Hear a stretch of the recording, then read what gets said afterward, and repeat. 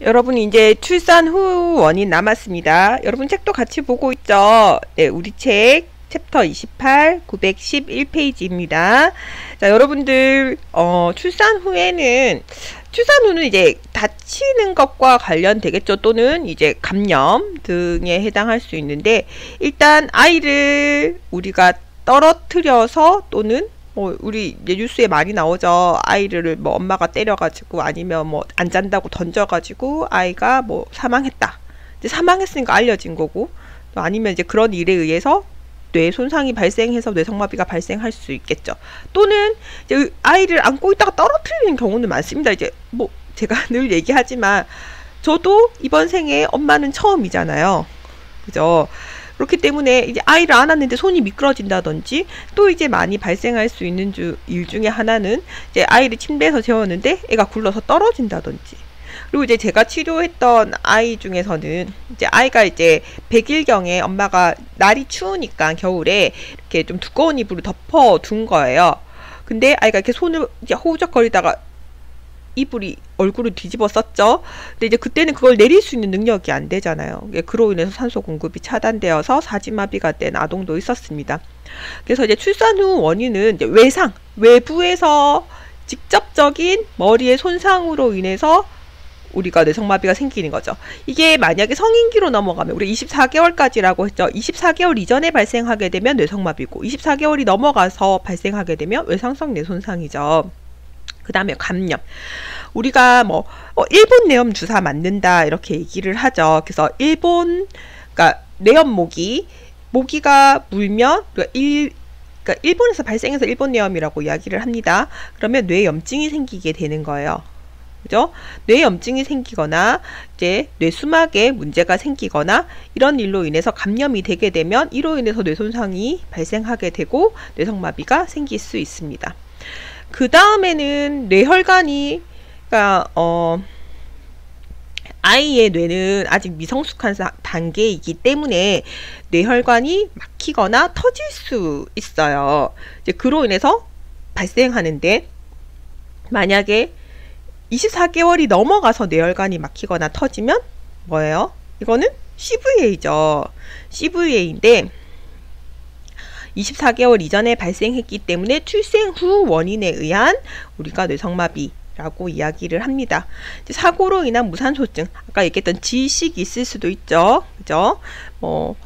우리가 이제 이건 뇌성마비 사례는 아니지만 이제 얼마 전까지 공분을 일으켰던 고유정 사건에서 의붓아들을 아빠가 발로 몸부림치다가 이렇게 질식시켜서 아이가 죽었다라고 얘기를 하죠. 질식사 이야기를 하는데 너무 끔찍한 이야기죠. 그죠? 만약에 24개월 이전에 실제로 이제 아이를 이렇게 부모가 뒤척거리다가, 그러니까 의도치 않게, 그건 이제 범죄였고요.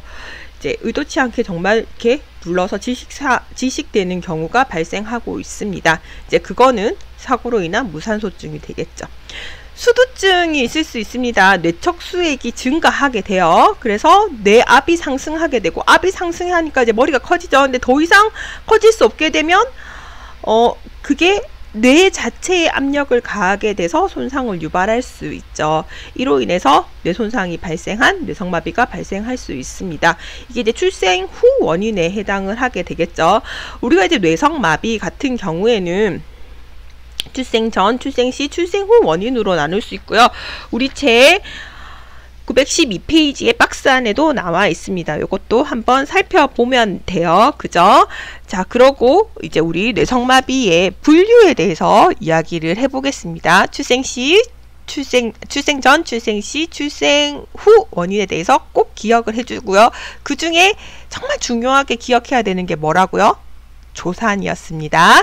잊지 마세요. 이제 뇌성마비의 분류에 대해서 이야기하겠습니다. 뇌성마비의 분류에 대해서 이야기를 하겠습니다. 이번에 이제 중요한 얘기가 이번 차시에 엄청 많았어요. 뇌성마비의 정의, 다음에 뇌성마비의 원인, 그 다음 뇌성마비의 분류, 모두 굉장히 중요합니다. 여러분들 잊지 마세요. 자, 뇌성마비는 크게 이제 세 가지 유형으로 분류할 수 있습니다. 그러니까 세 가지 분류 기준이 있어요. 그 분류 기준에 따라서 또 세부 분류가 있겠죠. 첫 번째는 신체의 어디가 손상되었냐, 즉 운동장애가 어디에 나타나느냐. 여러분들이 이제 흔히 알고 있는 편마비 또는 사지마비, 이렇게 얘기하는 운동장애가 어디에 나타났는지에 따라서 분류를 하는 거예요. 신체 부위에 따른 분류. 그 다음에 자세 정도에 따른 분류가 있어요. 장애 정도. 자세 정도가 아니라 장애 정도. 장애가 얼마나 심하냐, 경증이냐, 중등도냐, 중증이냐에 따라서 분류하는 방법이 있어요. 마지막이 이제 여러분들이 좀 헷갈려 하는 거죠. 뇌의 어디가 손상되었냐에 따라, 이제 같은 분류예요. 따라 우리의 근육의 근긴장도가 어떻게 다른지에 따라서 분류를 해요. 다시 여러분들이 이제 이해하는 게, 이제 첫 번째 분류 기준, 어디에 손상되었냐, 장애 정도가 어느 정도인지에 따라서 분류하는 건 전혀 어렵지 않아요. 학생들이 좀 쉬워라 해요. 근데 근긴장도에 따라서 분류하는 방법, 즉 뇌의 어디가 손상되었냐에 따라 근긴장도가 달라지거든요.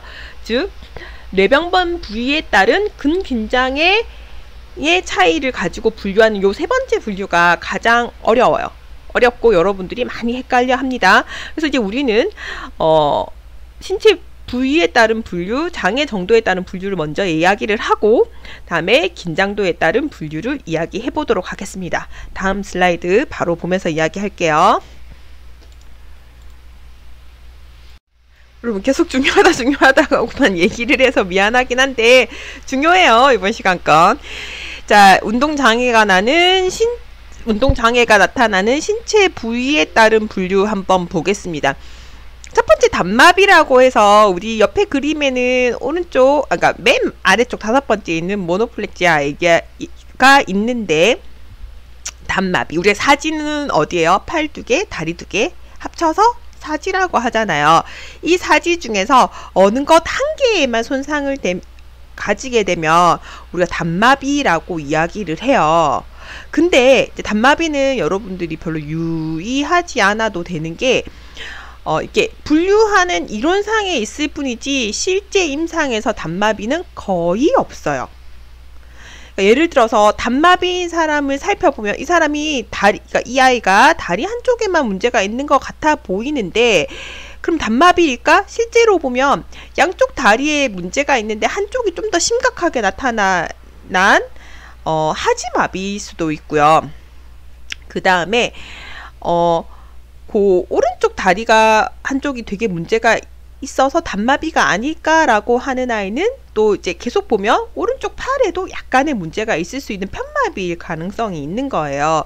그래서 실제로 단마비라고 하는 건 이런 이제 분류상의 우리가 그러니까 이론적으로 존재하지 임상에서는 거의 보기 힘듭니다. 그래서 사지 중에 하나가 손상되는 걸 단마비라고 하고요.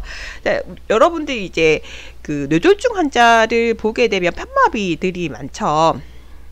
그래서 우리 그림으로는 이제 편마비는 세 번째 그림에 해당을 해요. 그래서 신체의 편측 한쪽, 오른쪽이면 오른쪽, 왼쪽이면 왼쪽. 그래서 우리가 뭐 왼쪽 편마비, 오른쪽 편마비라고 이야기를 하죠. 그래서 같은 쪽에 팔, 다리가 손상을 나타내게 되는 걸 편마비라고 이야기를 하게 됩니다. 편마비. 그죠? 편측으로 문제가 있는 거예요. 그 다음에 우리가 실제로 뇌졸중 환자들한테서는 보기 힘든 양하지마비가 있습니다. 근데 뇌성마비 아동에서는 양하지마비가 많아요. 그래서 편마비, 뭐 사지마비 이렇게 많이 있고, 그러니까 뭐 존재하기는 합니다. 성인도 존재하긴 하지만 아동은 양하지마비가 정말 많아요. 우리 그림으로는 뭐예요? 두 번째 그림이죠. 사지 중에서 하지의 심한 손상을 나타내게 되는 걸 양하지마비라고 합니다. 상지만 심한 손상을 나타낼 수도 있나요? 이론상으로는 있지만 현실은 거의 없어요. 없어서, 근데 양하지에 특히 심각한 손상을 나타내는 경우가 있기 때문에 양하지마비가 있습니다. 그 다음에 요 삼지마비 역시도 이론상 분류에 존재하는 마비예요. 보면 이제 양하지와 한쪽의 상지가 마비되는 걸 우리가 삼지마비라고 이야기를 하는데, 이제 반대가 될 수도 있죠. 양쪽 상지랑 다리 하나. 근데 현실은 거의 없어요. 양하지가 마비되었는데 한쪽 손은 괜찮고 다른 한쪽 손은 이상하다라고 하는 경우는, 양하지 마비였는데 한쪽 손이 조금 더 문제가 있어 보이는 경우, 또는 사지 마비인데 한쪽이 좀 괜찮아 보이는 경우. 그러니까 실제로는 삼지 마비인 사람은 편마비일 수도 있고 하지 마비일 수도 있고 사지 마비일 수도 있는데, 잘 사용하지 않음으로 인해서 문제가 발생했을 수 있어요. 말이 어렵죠. 이거를 여러분들 보면서 이야기를 해야 되는데, 사이버로 이야기를 하니까 저도 답답합니다. 이해를 하고 있나 없나. 다시, 단마비나 삼지마비 같은 경우에는 임상적으로 잘 존재하지 않아요. 사지 중에 하나가 손상되었다 라고 하면 다른 쪽도 손상되었을 가능성이 큽니다. 이게 단마비는 다리 하나일 경우에는 동측의 팔도 손상되었을 가능성이 있고요. 그럼 편마비겠죠. 만약에 다리 하나가 손상되었다라고 하면 옆에 쪽 다리도 우리가 장애가 나타나고 있을 확률이 높아요. 그러면 양하지 마비겠죠. 그래서 단마비는 분류 이론상은 존재하지만 현실은 잘 존재하지 않고, 편마비는 여러분 너무 많이 알죠. 오른쪽 뇌가 손상되면 왼쪽에 편마비가 나타나게 되고, 왼쪽 뇌가 손상되면 오른쪽 편마비가 나타나게 되죠. 그래서 동측에 같은 쪽에 팔, 다리가 손상되어 있는 경우를 이야기를 합니다. 양하지 마비는 양다리에서 우리가 문제가 나타나는 것을 이야기를 해요. 다이플렉지아라고 이야기를 하죠. 양다리의 문제, 그러니까 상지보다 하지에 심각한 손상을 가지게 되는 경우를 우리가 양하지 마비라고 하고, 요거는 양하지 마비 좀 체크를 해두세요. 조산으로 인해서 뇌상마비가 발생하게 되면 양하지 마비 형태일 가능성이 높아요. 그래서 조산아동은 양하지 마비의 형태를 많이 보이게 됩니다. 그 다음은 이제 삼지마비예요. 삼지마비. 이건 역시도 이렇게 분류 이론상에만 존재한다라고 했죠. 사지 중에 세 군데가 손상되는 경우인데요. 실제로 따져보면 편마비이거나 양하지 마비이거나 또는 사지마비일 확률이 높아요. 그래서 임상에서 여러분들이 실습 나가서 선생님이 이 아이는 어떤 마비인 것 같아요 라고 할 때 절대로 단마비랑 삼지마비는 말하지 마세요. 그 다음에 사지. 너무 쉽죠. 사지에 모든 사지가 비슷한 정도로 문제를 나타내게 되는 걸, 운동장애를 나타내게 되면 사지마비라고 하는데, 여러분, 실제로 이제 여러분들이 임상에 나가서 보면, 오는 아이들의 대부분이, 그러니까 많은 아이들이 사지마비처럼 보여요. 그래서 양하지마비, 이론상으로는 다리에만 문제가 있어야 되고, 사지마비는 팔, 다리를 다 못 써야 되는데, 선생님은 양하지마비라고 하는데 내가 보기에는 팔도 잘 못 쓰는 것 같아요, 이 아이가. 그럼 사지마비 아닐까라고 고민을 하는데, 분류하는 기준을 알려줄게요. 사지마비는 헤드 컨트롤이 안 돼요. 다시, 사지마비는 헤드 컨트롤이 안 돼요. 즉, 목 가누기가 안 돼요. 목 가누기가 안 되는 아이는 아이가 팔도 못 쓰고 다리를 또 못 쓴다면 사지마비예요. 사지마비의 기준인데 헤드 컨트롤도 안 되고 사지에 문제가 나타나는 거죠. 양하지마비는 우리가 다리에 손상이 있으면, 그러니까 다 연관되어서 문제가 일어나니까, 그러니까 다리가 불안하니까 어깨를 긴장하게 되고, 그러면 팔을 양쪽으로 벌리지 못하니까 손기능에 더 문제가 나타나게 되는 경우가 있어요. 그래서 실제로 얘가 손을 거의 사용하지 않으니까 사지마비처럼 보이는데, 앉아 있을 수 있고 목을 가를 수 있다라고 하면 얘는 양하지마비예요. 그러니까 심한 사지마비, 그러니까 양하지마비가 심한 아이는 사지마비처럼 보일 수 있는 거죠. 그래서 요거는 분류사항에 있진 않지만 임상적 분류에 포함이 됩니다. 2차적 사지마비라고 해요. 다시 세컨더리 쿼드리플레지아라고 이야기를 하는데, 이 말은 뭐냐면 양하지마비인 아동이 헤드 컨트롤은 되는데 자세히 불안정으로 인해서 상체를 거의 사용하지 않아요. 사용하지 않아서 보면 사지마비랑 다를 바 없이 팔, 다리를 다 사용하지 않는 거죠.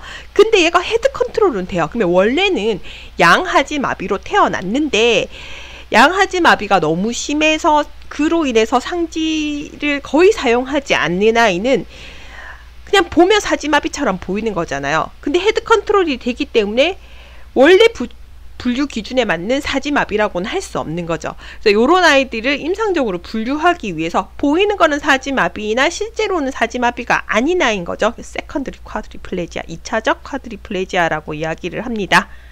헷갈리나요? 자, 요거에 어려우면 안 돼요. 뒤로 가면 더 어렵기 때문에. 그래서 저도 지금 자꾸 뒷 슬라이드를 녹음하기에 이렇게 두려움이 있습니다. 아, 이걸 사이버로 어떻게 우리가 이렇게 이야기를 하지? 이런 얘기들이 있어요. 자, 뒤에서 다시 이야기하도록 하겠습니다. 자, 장애 정도에 따른 분류예요. 이제 장애가 얼마나 심하냐에 따라서 나누는데 경증, 중등도, 중증으로 나누어지게 됩니다.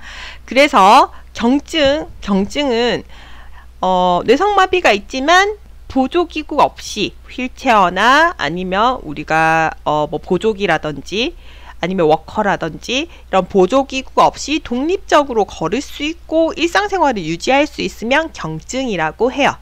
일단 이제 워킹이랑 많이 관련이 돼 있는데 보행, 중등도는 보조기구를 사용하면 독립적으로 걸을 수 있고 일상생활을 하는데 독립적이거나 약간의 도움을 필요로 하면 중등도라고 이야기를 해요. 즉 보조기구도 없이, 그러니까 좀 이상하게 걸을 수는 있지만 보조기구 없이 걸을 수 있고 일상생활을 유지할 수 있으면 우리가 경증이라고 이야기를 하고요. 보조기구를 사용하여 걸을 수 있기는 하나 일상생활에 약간의 도움을 받아야 되거나 독립적으로 할 수도 있어요. 약간의 도움을 필요로 하면 생활이 가능한 경우는 중등도라고 해요. 일단 보행이랑 많이 관련이 되죠. 첫 번째, 보조기구 없이 독립적으로 걸을 수 있어요. 중등도는 보조기구를 사용하면 독립적으로 걸을 수 있어요. 중증은 보조기구를 사용해도 누가 밀어줘야 된다거나 독립적인 보행이 어려운 경우, 일상생활도 유지할 수 없어서 반드시 누군가의 도움이 필요한 경우는 중증입니다. 다시 경증, 두 가지로 보는 거잖아요. 보행과 일상생활. 1번 보조기구 없어도 돼요. 일상생활도 가능해요. 경증. 중등도는 보조기구 있어야지만 걸을 수 있어요. 일상생활은 독립적일 수도 있고 약간의 도움이 필요할 수도 있어요. 중증.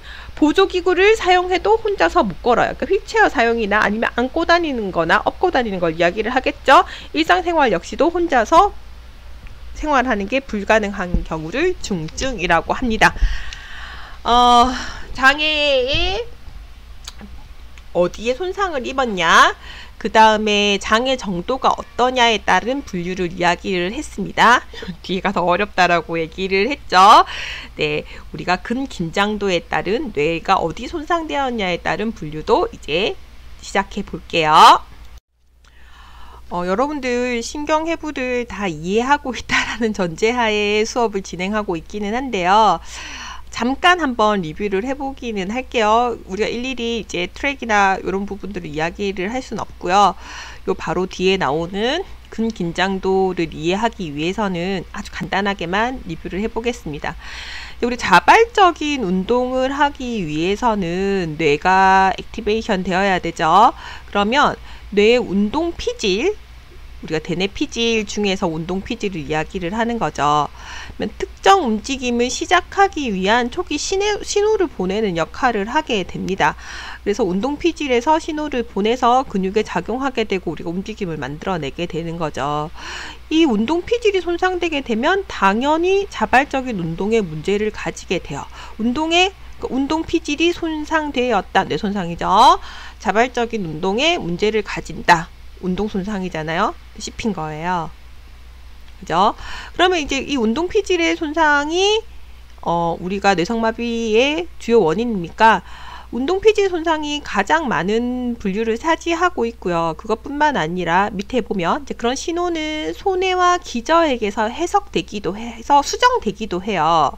소뇌와 기저핵을 통해서 해석되고 수정되기도 하는데 이 소뇌와 기저핵에서 해석되고 수정될 때 소뇌와 기저핵의 손상으로 인해서 해석과 수정의 오류를 나타내는 거예요. 그럼 손해는 어떤 역할을 합니까? 라고 하면 손해는 근육의 긴장도와 균형을 유지해주는 역할을 하죠. 그러면 온 신호가 손해를 통해서 근긴장도를 조절하고 균형을 유지해주는 방향으로 적절하게 해석되어야 되는데 잘못 해석되게 되면 근긴장도에도 문제가 생기고 균형을 유지하는 데도 문제가 생기게 되죠. 이제 기저핵도 있습니다. 기저핵은 운동을 할 때 자세를 조절하는 기능을 해요. 자세를 조절하는 기능을 하게 되는데 이 기저핵을 통한 신호가 제대로 해석되고 수정되지 않으면 운동의 자세를 조절하는 데 문제가 발생하게 되죠. 이로 인해서 우리가 뇌성마비가 발생하게 됩니다. 우리가 운동 피질의 손상, 손해의 손상, 기저핵의 손상으로 인해서 우리가 뇌성마비의 근긴장도에 따른 분류가 달라지게 되는데요. 이제 이런 수정된 신호는 척수를 지나 말초신경을 통해서 특정 근육을 수축시켜서 내가 의도한 동작을 하도록 해요. 근데 운동 피질의 손상만으로도 이렇게 척수를 지나 말초신경에 잘못된 정보로 움직임의 정보를 줄 수도 있고, 또 우리가 신호가 손해와 기저핵에서 또 잘못 해석되거나 수정돼서 우리가 척수나 말초신경을 통해서 근육을 수축시킬 때 잘못된 정보에 따라서 근육이 수축되거나 움직일 수 있겠죠. 이 모든 것이 자발적 운동에 문제를 일으키게 됩니다. 근데 이 자발적 운동에 문제를 일으키는 운동 피질의 문제, 손해의 문제, 기저핵의 문제로 인해서 우리가 운동에 문제가 생긴 거잖아요.